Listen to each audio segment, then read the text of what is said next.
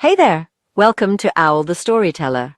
Today, we're stepping back in time to explore the fascinating yet controversial First Bustle Era from 1870 to 1876.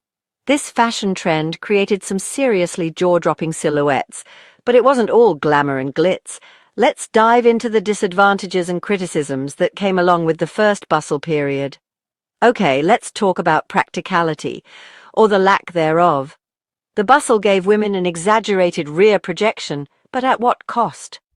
They were notoriously difficult to move in. Walking, sitting, or even getting into a carriage was a nightmare. These dresses required heavy fabrics, steel frames, and layers of drapery, making them bulky and exhausting to wear. And let's not forget, maintaining this structured look meant frequent trips to the tailor, which wasn't cheap. Imagine trying to fit through narrow doorways or public spaces with this large protruding structure at your back. It was quite the challenge. Next up, let's talk about how the bustle quickly became a target for ridicule. Newspapers and magazines had a field day, mocking the unnatural shape. Cartoons compared bustles to birdcages, shelves, and even furniture. Many people saw it as a symbol of vanity, prioritizing appearance over comfort. For instance, Punch magazine had sketches of women hiding dogs or books under their bustles, poking fun at the ridiculous excess. The bustle reinforced Victorian gender roles, with fashion designed not for function, but for femininity. Women were expected to appear delicate and decorative rather than active or independent.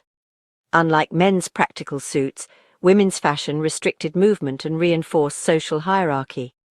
Bustle gowns symbolized wealth and status, as only upper-class women could afford such impractical designs.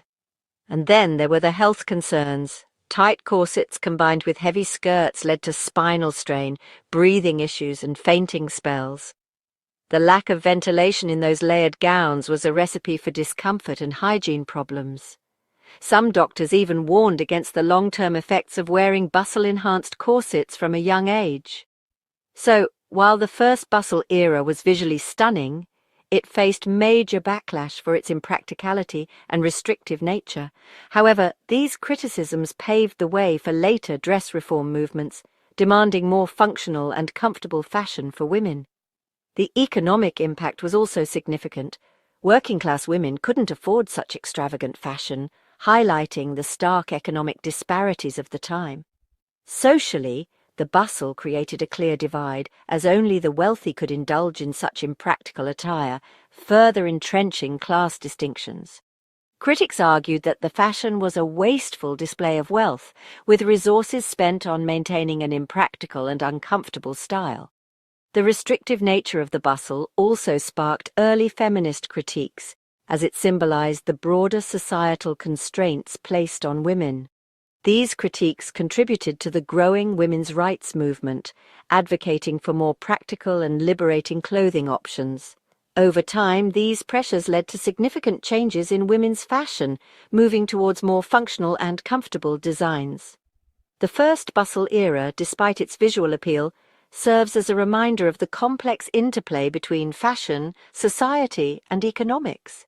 It highlights how fashion can both reflect and reinforce societal values and disparities, and how, through critique and reform, it can evolve to better meet the needs and values of society. What do you think?